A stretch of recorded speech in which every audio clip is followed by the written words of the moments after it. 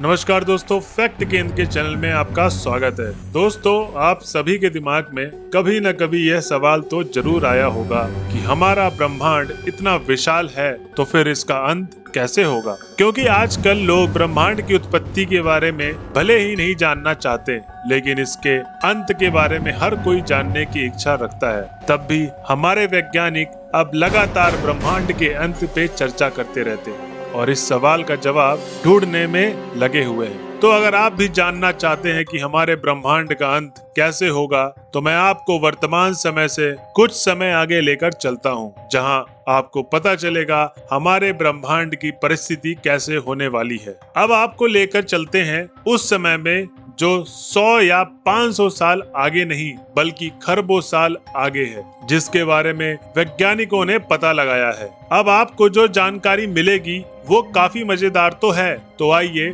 चलते हैं फिर उसी अद्भुत सफर में जो आपको ब्रह्मांड से बाहर ले जाने वाला है। अब हम पहुंच गए हैं 1 अरब साल बाद। जी हाँ, हम 100 करोड़ साल आगे पहुंच चुके हैं और अब तक हमारी दुनिया काफी ज्यादा एडवांस हो चुकी है। 21वीं सदी में आपने जिस सूरज को देखा था, अब वह इससे 10% से ज्यादा चमकीला दिखाई देगा। यानी अब धरती पर गर्मी पहले से कहीं ज्यादा बढ़ चुकी है। नासा की एक रिपोर्ट की बात करें तो 21वीं सदी में पृथ्वी का एवरेज टेम्परेचर करीब 14.5 डिग्री सेल्सियस था, लेकिन अब सूरज का ताप ज्यादा होने की वजह से पृथ्वी का तापमान 50 डिग्री तक पहुंच चुका है। इसकी चेतावनी 21वीं सदी के लोगों को पहले दी जा चुकी है। पॉल्यूशन के चलते आगे समस्या और भी खड़ी होगी, लेकिन हम लोगों की लापरवाही के कारण पूरी तरीके से ओजोन लेयर गायब हो चुका है। अब थोड़ा और आगे चलते हैं, यानी 200 करोड़ साल बाद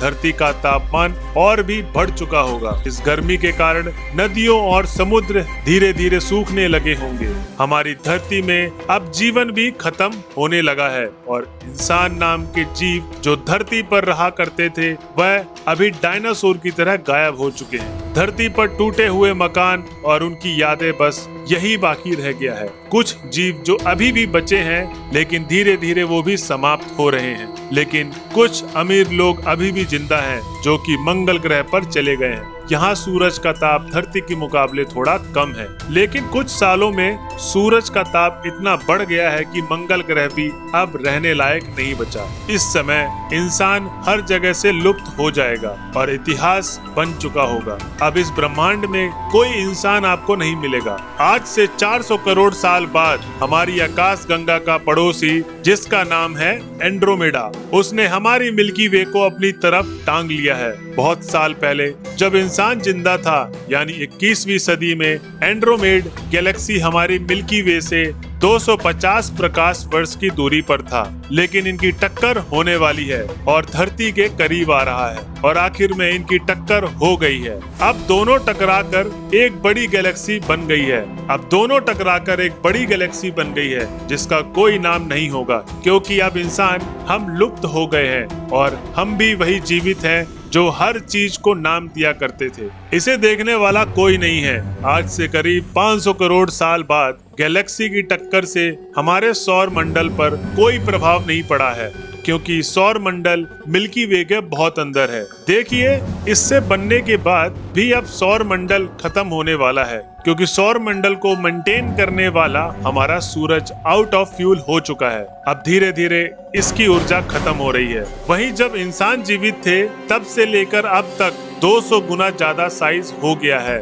और यह धीरे धीरे बढ़ता जा रहा है। अब धरती से सूरज बहुत बड़ा और लाल आकार का दिखाई देता है, लेकिन इसे देखने वाला कोई नहीं होगा। अब इसे सूरज और सौर मंडल के पहले ग्रह यानी बुध को निगल चुका होगा और इस तरह बच गए हमारे सौर मंडल के 7 ग्रह। सूरज धीरे धीरे सभी ग्रहों को एक एक करके निगलता जा रहा है। इस एरिया को वार्गो सुपर एरिया कहते हैं, यानी इस एरिया में 10,000 करोड़ साल पहले सारे अलग अलग सी एक जगह पर रहा करते थे, लेकिन अब यह एरिया इतना पुराना हो गया है, इसके अंदर 100 से ज्यादा अलग अलग अपने गुरुत्वाकर्षण बल की मदद से आपस में करीब आ गए हैं। यह सब आपस में मिलकर एक बड़ा सा गैलेक्सी बन गया है। आज से यानी 1 लाख करोड़ यानी 1000 साल बाद बड़े से बड़े सुपर गैलेक्सी बने थे, जो करीब 900 अरब साल पहले की बात थी, जब तक वह मर चुके होंगे, क्योंकि गैलेक्सी तारों से मिलकर बनती हैं। गैलेक्सी के अंदर अब सारे तारे बुझ चुके होंगे, क्योंकि उनका फ्यूल खत्म हो गया है। जैसे हमारा सूरज काफी समय पहले ही मर चुका था, वैसे ही ब्रह्मांड के सारे तारे एक एक करके मरते जा रहे हैं और धीरे धीरे गैलेक्सी खत्म होती जा रही है। अब ब्रह्मांड में कोई डस्ट नहीं बचा है जिससे तारे बन पाए, इसलिए पूरे ब्रह्मांड में कोई तारा नहीं बन पाएगा, ना ही कोई गैलेक्सी यहाँ दिखाई देगी। आज से 2 लाख करोड़ यानी 2 लाख अरब साल बाद अब ब्रह्मांड में कोई गैलेक्सी नहीं बचेगी और उसका कोई भी अवशेष अब नहीं बाकी है। ब्रह्मांड के फैलाव के चलते यह भी एक दूसरे से दूर जा रहे हैं और उनके बीच का गैप बढ़ता ही जा रहा है। आज से 20 लाख करोड़ यानी 20 लाख अरब साल बाद इसे मरते हुए ब्रह्मांड के दूसरी साइड में अभी आखिर के 10 या 20 तारे बचे हुए हैं। और हाँ, अंतरिक्ष का वो दानव जिन्हें ब्लैक होल कहते हैं, वह अब ब्रह्मांड के राजा बन चुके हैं। और ग्रह भले ही ब्रह्मांड में ना के बराबर हो, लेकिन ब्लैक होल लाखों की तादाद में अब घूम रहे हैं और ब्रह्मांड के बचे हुए अवशेषों को ढूंढ रहे हैं ताकि उन्हें निगल सके। आज से 1 करोड़ यानी 1 लाख अरब साल बाद इस ब्रह्मांड के जो दूसरी साइड के तारे बचे हैं वो भी मर चुके होंगे। अब ब्लैक होल अब तक जितने भी बचे हुए टुकड़े थे उन्हें खाना शुरू कर चुका है। अब कोई ऐसी चीज है जो ब्रह्मांड भी नहीं है जो देख पाए।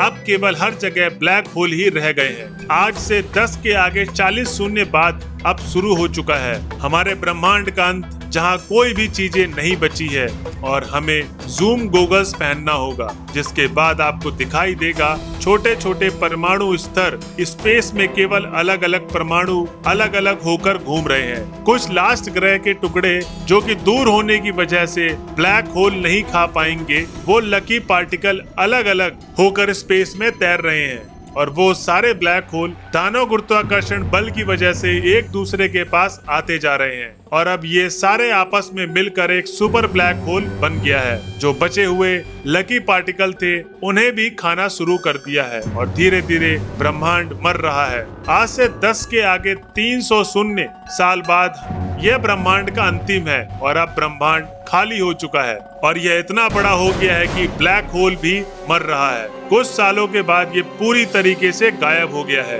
अब ब्रह्मांड में कुछ नहीं बचा, ये पूरा खाली हो रहा है और ब्रह्मांड मर चुका है। अब यहाँ कुछ नहीं बचा सिवाय स्पेस के और स्पेस कभी मर नहीं सकता। शायद इसे ही हम भगवान कह सकते हैं, क्योंकि इसका कोई अंत नहीं है। भला कि स्पेस के अंदर की चीजें भी खत्म हो चुकी हैं, लेकिन स्पेस मरा हुआ है, जिसमें एक समय पहले धरती नाम का एक ग्रह हुआ करता था, जिसमें इंसान रहा करते थे, लेकिन अब सब खत्म हो चुका है। अब सब शून्य हो गया है। अब इसके बाद पता नहीं कितने साल बाद इस शून्य में एक बार फिर एक विस्फोट होगा, जिसे बिग बैंग कहा जाएगा और एक बार फिर से ब्रह्मांड जन्म लेगा। तो दोस्तों, आज की वीडियो आपको कैसे लगी प्लीज हमें कमेंट बॉक्स में बताएं और हमारे चैनल को सब्सक्राइब करें। धन्यवाद।